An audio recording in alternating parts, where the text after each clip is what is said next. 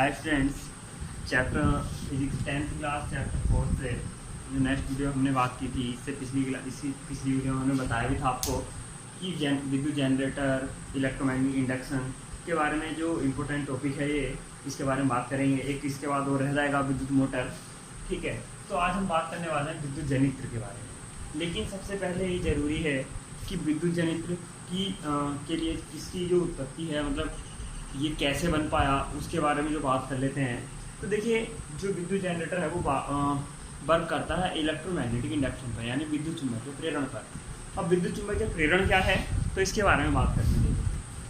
1831 में Michael Faraday एक वैज्ञानिक थे। उन्होंने क्या किया, 1831 में एक ऐसी चीज़ की खोज की, या ऐसी चीज़ को अपने उन्होंने देखा कि जब हम किसी कुंडली में किसी चुंबक को अंदर या बाहर इस तरह से करते हैं कि किसी कुंडली के अंदर हम या तो मैग्नेट को जल्दी से अंदर करें या उसको अचानक से बाहर निकाल लें, तो जो अगर हम इस जो एक कुंडली होती है इससे कोई चीज़ अटैच कर रहे हैं तो इसमें धारा प्रवाहित होती है। ठीक है, तो इसका मतलब क्या हुआ कि जो मैग्नेट है, ठीक है, मैग्नेट फील्ड के चेंज होने पर या मैग्नेट फील्ड लाइन में चेंज होने पर क्या होता है, विद्युत धारा प्रवाहित होती है।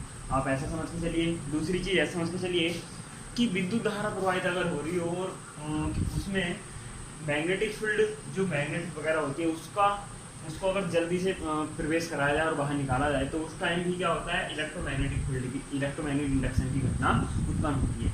इसमें होता क्या है कि इसमें प्रेरित धारा उत्पन्न होती है। क्या उत्पन्न होती है, एक प्रेरित धारा प्राप्त होती है इलेक्ट्रोमैग्नेटिक इंडक्शन से। तो देखिए, विद्युत यहाँ देखिए इसमें जो लिखा होता है ना, magnetic effect of electric current, chapter का जो नाम है कि विद्युत धारा के चुंबकीय प्रभाव। तो विद्युत धारा से तो चुंबकीय क्षेत्र उत्पन्न होता है, लेकिन चुंबकीय क्षेत्र से भी क्या होती है, विद्युत धारा प्रभावित होती है। ये आप नेक्स्ट क्लास में पढ़ेंगे।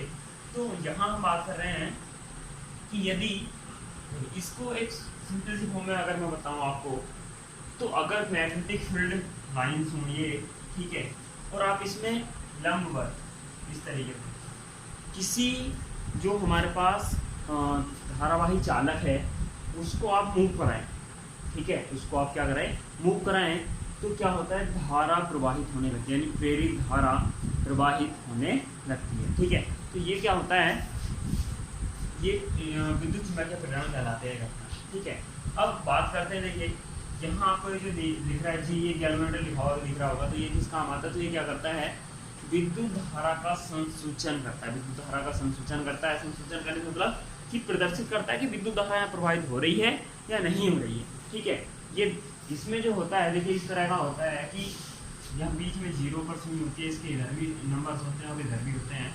तो इसका जो मूव होना दाईं और बाईं तरफ दोनों साइड, ये इलेक्ट्रिक करंट के डायरेक्शन पर डिपेंड करता है।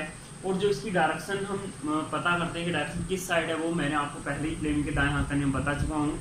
उसके आधार पर हम इसको ज्ञात कर सकते हैं। ठीक है, तो यानी अगर हमें धारा की दिशा कहीं भी ज्ञात करनी है, विद्युत धारा की दिशा, तो हमें फ्लेमिंग के दाएं हाथ का रूल पता होना चाहिए।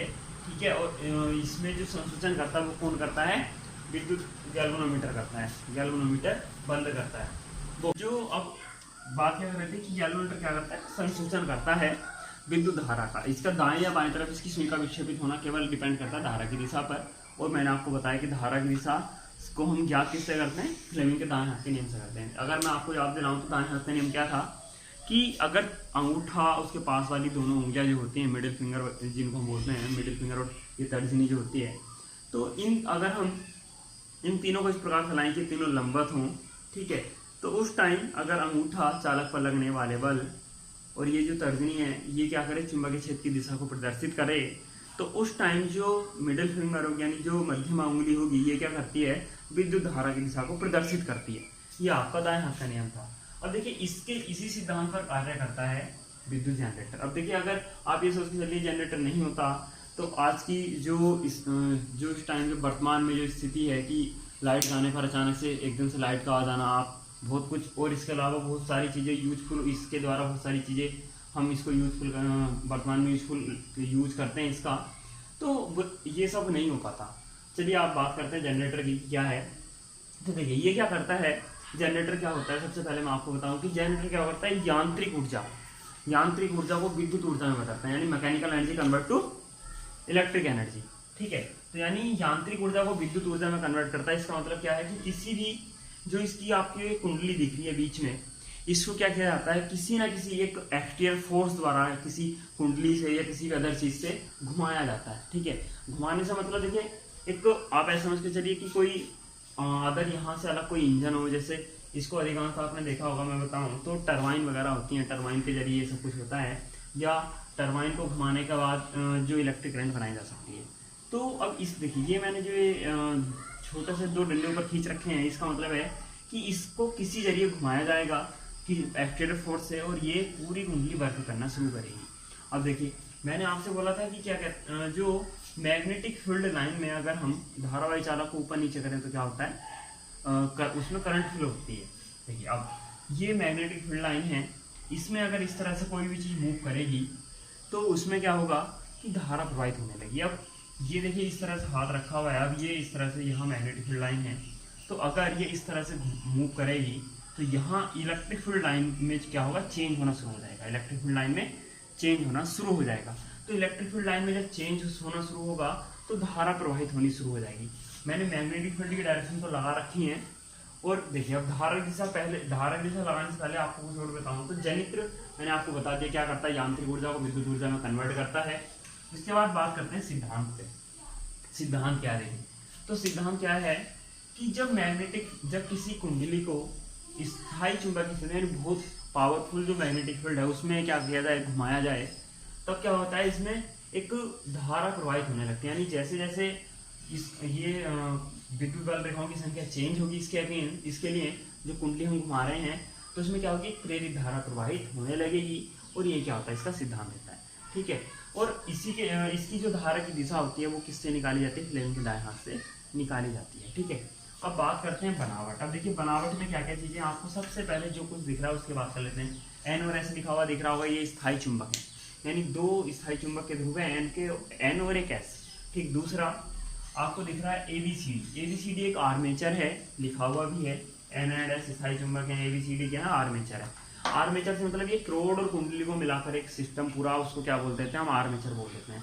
अब क्रोड और कुंडली से मतलब, क्रोड से मतलब आप एक रोड टाइप समझ सकते हैं, और कुंडली से मतलब कि रोड पर जो बहुत सारे तार के फेरे लगाए जाते हैं तो हम उसको क्या बोलते हैं, कुंडली बोलते हैं। मैंने कुंडली के बारे में पहले ही बताया था जब उसकी मैग्नेटिक फील्ड लाइन वाली बात हम कर रहे थे कि कुंडली क्या होती है। अब देखिए, यहाँ ए लगा हुआ है, इसको बोलते हैं एमीटर बोलते हैं। ये बल्ब लगा है, ब्रूस, यहाँ B1 का मतलब ब्रूस है, B2 का मतलब दूसरा ब्रूस है, R1 और R2 का मतलब रिंग्स है, स्लिप रिंग को बोलते हैं, ठीक है, स्लिप रिंग। अब देखिए बात क्या, यहाँ देखिए स्लिप रिंग से मतलब मैं आपको पहले ही बता दूं कि एक, आप ऐसे समझिए छोटा सा एक पाइप होता है, जैसे पाइप तो काफ़ी ज़्यादा बड़े होते हैं, तो देखिए आप ऐसे समझ लीजिए एक खोखना पाइप है इधर, इसमें तो खैर ये आर पार नहीं दिख रहा, तो ये खोखना पाइप हो, तो इसमें क्या होता है, इसका छोटे छोटे से भाग क्या कहलाएंगे, ये स्लिप रिंग कहलाएंगे, ठीक है। अब इसके साथ देखिए, अब जैसे ये ब्रूस अटैच है तो ये किस तरह से लगाई है, मैं आपको बता दूं कि केवल इससे इस तरह से टच होके लगा हुआ है, जैसे उंगली से, और आप इसके देख रहे हैं कि अगर ये मारकर घूमेगा भी तो उंगली नहीं हिलेगी अपनी जगह से, उंगली अपनी जगह सेट है, केवल क्या होगा, ये मारकर क्या कहते हैं, राउंड करेगा केवल, ठीक है। अब दूसरा वाला भी इसी तरह से अटैच है। अब देखिए बात करते हैं, यहाँ बनाओ स्थायी चुंबक हो गए, कुंडली हो गई, कुंडली और क्रोड, वलय मैंने आपको बता दिया, ये जो रिंग होते हैं इन्हीं को वलय बोलते हैं, और इसका जो वर्क वगैरह को जब वर्क होंगे तब बताऊंगा वर्किंग में। ब्रूस के बारे में मैंने आपको बता दिया, वर्किंग देखिए। अब वर्किंग में होता क्या, सबसे पहले जैसे ही इस जो आर्मेचर आपकी स्टार्टिंग होगी, घूमना शुरू होगी, तो देखिए मैग्नेटिक फील्ड की डायरेक्शन ये है और ये मूव कर रही है ऊपर की ओर इस तरीके से, ठीक है। तो मूव करने का मतलब फोर्स लग रहा है इस साइड, मैग्नेटिक फील्ड की डायरेक्शन ये है। अब जब आप दाएं हाथ से इसकी डायरेक्शन निकालेंगे तो ये डायरेक्शन आएगी ऊपर की ओर, इस तरीके से डायरेक्शन आएगी ऊपर की ओर, और दूसरी वाली कुंडली में ये मूव कर रही है नीचे की ओर इस तरीके से, और ये ऊपर की ओर कर रही थी मूव। ये वाला जो पार्ट है, इसका जो ब्लू वाला आपको दिख रहा है, तो ब्लू वाला पार्ट ऊपर की ओर मूव कर रहा है बल इस तरीके से, ठीक है। और जो चुंबकीय क्षेत्र है वो इस तरीके से है, तो जो धारा होगी वो कहाँ होगी, देखिए ऊपर की ओर होगी, ठीक है। अब दूसरे वाले कंडीशन के लिए अगर इसको यूज करते हैं तो जो बल है वो अंदर की ओर लगा हो, तो जो धारा जाएगी वो कहाँ जाएगी, नीचे की ओर आएगी, ठीक है। तो इसका मतलब ये धारा इसमें इस साइड है और इस वाले में इस साइड है। तो जो देखिए आप अभी इसको इतने सर्किट को भूल जाए, केवल ये धारा की डायरेक्शन देख लीजिए, तो ये इस तरह से यहाँ तक ऐसे सर्किट चलता रहता है, ये वाला, ठीक है, ये इतनी इतनी चीज़ आप ध्यान रखिए अभी फिलहाल। तो अब होता क्या है, देखिए ये ऐसा तो है नहीं कि घूम के रुक जाएगी। तो घूम कर रुकने का मतलब आप ये इलेक्ट्रिक फील्ड लाइन अब ये अगर इस तरह से घूमेगी तो वापिस इस तरह से भी आएगी। तो इसका मतलब क्या है कि जब ये वाली जो उंगली है तर्जनी जिसको बोलते हैं, तो ये इस तरह से घूमी और ये इस तरह से आ गई, यानी कहीं का उंगली अब ये वाली जो लाइन थी ये कहाँ आ गई होगी, इस साइड आ गई होगी। ठीक है, क्योंकि उंगली चेंज हो गई है, आप देख लीजिएगा यहाँ ये वाली उंगली पहले साइड थी चेंज हो गई है। तो यानी ये वाली जो ग्रीन वाली लाइन है ये कहाँ पहुँच गई होगी, ए बी वाली जगह पहुँच गई होगी। तो अब इस सी डी वाली लाइन में यानी अगर हम बात करें तो ये आर्मेचर आपकी इस तरह से बन गई होगी इधर ब्लू, ठीक है, और ये आपका पूरा प्रोसेस, ठीक है। तो इसमें धारा ऊपर की ओर होगी, उसमें नीचे की ओर होगी, ठीक है। तो यानी जब आधा भाग 1/2 भाग घूमेगा तो ये वाला सर्किल रहेगा, और जब 1/2 भाग घूमेगा आगे वाला तो नेक्स्ट सर्किल रहेगा। 1/2 भाग से मतलब कि ये इस तरह से देखिए, ये हाथ है ऐसे घुमा आधा, फिर इसके बाद दोबारा एक बार ऐसे रोटेट होगा, यानी दोबारा फिर आधा सर्किल फिर रोटेट होगा। तो आधे भाग में ये वाला धारा का फ्लो रहने वाला और आधे भाग में ये वाला धारा का फ्लो रहने वाला है। अब बात करते हैं आगे, देखिए। तो अब हमें क्या करना है कि जो जनरेटर होता है एसी जनरेटर, तो एसी, अब मैं एसी और थोड़ा डीसी में आपको डिफरेंट बताऊंगा। आप यहाँ धारा के बाद इसको रुक जाइए। तो एसी का मतलब होता है अल्टरनेटिंग करंट, यानी विद्युत धारा, जो हम विद्युत धारा बात करते हैं, जिसकी देखिए अब एसी होती क्या है, एक ऐसी करंट है जिसकी क्या होती है, आपने देखिए कभी ऐसी लाइनें देखी होंगी ये इस तरीके से, ठीक है। तो इसका मतलब होता है कि समय के साथ दिशा परिवर्तन होना, समय के साथ दिशा परिवर्तन होना। ये हाफ साइकिल ऊपर की होती है, ये हाफ साइकिल नीचे की होती है। दोबारा ये एक साइकिल यहाँ से यहाँ तक की पूरी होती है, इसके बाद फिर रिपीट हो जाती है पूरी साइकिल। तो मैंने इसलिए हाफ साइकिल बात की कि इस तरह का सर्किल है, और हाफ साइकिल की बात की है इस तरह का सर्किल है, ठीक है। तो ये एसी है, यानी समय के साथ धारा की जो दिशा होती है वो क्या होती है, परिवर्तित होती रहती है, ठीक है। तो अब देखिए बल्ब जैसे ही, अगर हम प्लस वाले सर्किल की बात करें तो यहाँ यहाँ देखिए मैं कलर डिफरेंट कर नहीं सकता। तो आधा साइकिल में ये बल्ब इसी सर्किल के अकॉर्डिंग जलेगा, और आधे सर्किल जो बाद में जो दूसरा हाफ सर्किल आएगा उसमें बल्ब इस सर्किट के अकॉर्डिंग जलेगा, ठीक है। आप कैसे देखिए यहाँ, अब अगर मैं इसको देखिए इस तरह से घुमाते रहे हाथ को, तो जो डोरियां होंगी यहाँ वो क्या होंगी, आपस में लगने लगेंगे और सर्किट सब बेकार हो जाएगा। तो उसके लिए क्या करते हैं, उससे बचने के लिए इस स्लिप रिंग लिए जाते हैं। स्लिप रिंग से क्या मतलब है कि देखिए अब यहाँ ये वायर है और ये क्या है, इससे अटैच, ये टच है। तो ये स्लिप रिंग क्या होता है, स्लिप रिंग के साथ इस तरह से पूरी की पूरी चीज़ घूमती रहती है। यानी अब देखिए ये आप ऐसे समझ के चलिए कि ये स्लिप रिंग है गोल, और यहाँ इसके साथ ये वायर अटैच हो गई, तो ये इस तरह से घूमते रहेंगे और ये मार्कर भी साथ साथ ऐसे घूमता रहेगा, ठीक है। तो इस तरह से ये यहाँ अब स्लिप रिंग जैसे देखिए स्लिप रिंग के साथ साथ ये मार्कर भी घूम रहा है। तो इस वायर के साथ साथ ये पूरा स्लिप रिंग घूमता है, पूरा स्लिप रिंग घूमता है। अब स्लिप रिंग मैंने आपको बताया था, स्लिप रिंग ब्रुश से किस तरह से अटैच है कि ये इस तरह से, मार्कर तो घूम रहा है लेकिन उंगली फिक्स है। तो ये उंगली जो इस टाइम है, फिंगर जो है, ये क्या है, एक तरह से ब्रुश है। तो ब्रुश फिक्स रहेगा, जबकि स्लिप रिंग क्या होगा, अपनी जगह घूमता रहेगा, साथ में किसके, वायर के। तो इन दोनों वायर के बीच में क्या होता है, जो ऐठन आती है तारों के बीच में, वो नहीं आएगी। उससे बचने के लिए स्लिप रिंग का प्रयोग किया जाता है, जो R1 R2 है। अब E1 E2 क्या है, इससे अटैच है। तो जैसे ही देखिए हम E1 E2 को इस तरह से सर्किट पूरा कर लेते हैं बाहर, तो इस तरह से पूरे सर्किट में धारा प्रवाहित होने लगती है। लेकिन जैसे ही अब हाफ सर्किल आगे आता है, ये पूरा एक बार हाफ सर्किल इस तरह घूम जाता है, तो धारा इस तरह से हो जाती है। और जो अब देखिए धारा इस टाइम सर्किल में ये वाली है ऐसे करके, लेकिन जैसे ही हाफ सर्किल दूसरा फ्लो होता है, तो ये एडी वाली करंट, जो एडी वाला भाग है, इसमें करंट क्या होती है, ऊपर की ओर फ्लो होती है। तो अब हमारे पास दूसरा, क्योंकि डायग्राम में बना नहीं सकता, तो मैं यहाँ से इस वाले डायग्राम में बता देता हूँ। देखिए यहाँ इस तरह से, यहाँ स्लिप रिंग हो गए यहाँ दो, और यहाँ ब्रुश लगा दिए, ठीक है। अब इसका सर्किट इस तरह से फ्लो कर लीजिए। तो ये ग्रीन, यहाँ से ग्रीन वाली लाइन देखे चलेगा, तो ग्रीन वाली लाइन में अब जो धारा है वो कहाँ है, ऊपर की ओर है। तो ये हो जाएगा यहाँ बल्ब, और ये हो जाएगा एमीटर, और यहाँ इससे कनेक्टेड। तो अब जो धारा होगी वो फिर इसी तरीके से फ्लो होगी, क्योंकि आपको डायरेक्शन अब दोनों उसमें सेम दिख रही होंगी। लेकिन आप इन दोनों लाइन को देखिए, दोनों लाइन चेंज हो गई हैं। तो अगर मैं इसी में इस चीज़ को चेंज करूँ तो ये जो एरो है ये सब के सब एरो हो जाएंगे, उल्टे हो जाएंगे अपनी जगह। लेकिन मैं यहाँ उल्टे करके इसलिए नहीं दिखा सकता क्योंकि मैंने जो डायरेक्शन दिखा रखी है वो इसमें एक आधे सर्किल के लिए दिखा रखी है और आधे सर्किल के लिए मैंने आपको जो डायरेक्शन है वो यहाँ दिखा रखी है। तो ये ग्रीन वाली लाइन जैसी हाफ सर्किल के बाद यहाँ ब्लू वाली के ऊपर आएगी और ब्लू वाली दूसरी जगह पहुँचेगी तो जो सर्किट होगा वो इस तरह से बन जाएगा। तो अब हाफ सर्किट फिर ये कंप्लीट हो जाता है, फिर बल्ब दोबारा जलने लगेगा। तो जो जनरेटर है ये लगातार इस तरह से क्या होता रहता है, फ्लो करता रहता है और लाइट जो हमारे पास एसी है वो क्या होती है, लगातार प्राप्त होती रहती है और हमारे जो इंस्ट्रूमेंट वगैरह होते हैं वो क्या होते हैं, चलते रहते हैं। तो ये हमारे पास एसी जनरेटर है और इलेक्ट्रोमैग्नेटिक इंडक्शन था। अगर किसी को, चलिए फिर भी मैं एक बार और बता दूं।